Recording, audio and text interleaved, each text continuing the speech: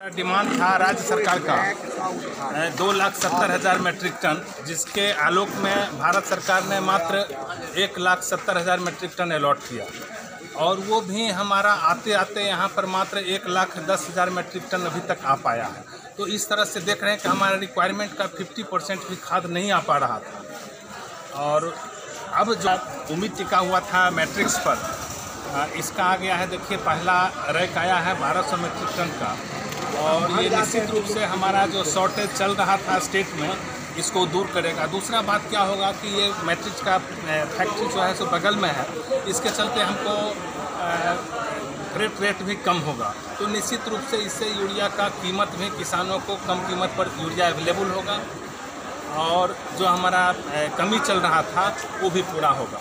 देखिए, हम तो किसान भाई को ये मैसेज क्लियर करना चाहते हैं, चाहे वो किसी भी कंपनी का यूरिया हो, चाहे वो मैट्रिक्स का यूरिया हो, शक्तिमान यूरिया हो, इफ्को यूरिया हो, कोई भी यूरिया हो जिसमें आप देख लीजिए कि उसमें सिर्फ 46% नाइट्रोजन होता है।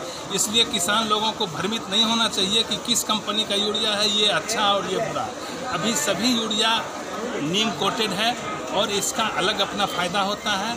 इसलिए कोई भी यूरिया मिले जो आपको किसान, भारत सरकार के द्वारा भी सबका रेट बराबर तय किया गया है, इसलिए जो भी किसानों को सुगमता से मिल जाए वही खाद किसान यूज करें। संथाल बहुत कारगर होगा। आप जान लीजिए कि संथाल पड़ना से बहुत नज़दीक हमारा ये कारखाना भी, इसका प्रोडक्शन जो फैक्ट्री है वो बहुत नज़दीक है। तो निश्चित रूप से यहाँ के किसानों को सबसे ज़्यादा लाभ अगर कहीं का होगा झारखंड में तो संथाल पड़ने के किसानों को वो प्रोडक्शन शुरू हो गया है। तो हमने समझते हैं कि आगे साल से ये सबसे बड़ी बात है कि आज यूरिया का अकाल है पूरे देश में।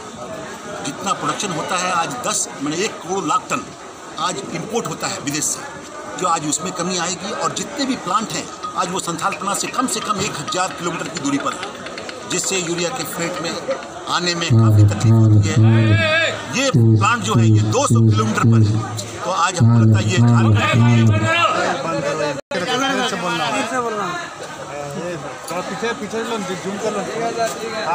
मेरा ये डॉक्टर फसल यूरिया आने से ये हमारे झारखंड के लिए ये वरदान है।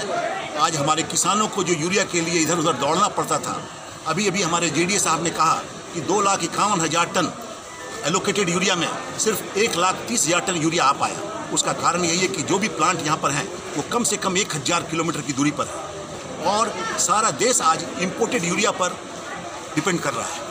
इसलिए आज ये प्लांट 200 किलोमीटर पर है। तो डेफिनेटली हमारे झारखंड को इसकी प्रायोरिटी मिलेगी और सबसे बड़ा ये झारखंड के लिए एक वरदान होगा, झारखंड के किसानों के लिए वरदान होगा कि सुगमता से जो यूरिया की तकलीफ थी वो दूर होगी और आसानी से किसानों को समय पर यूरिया उपलब्ध होगी।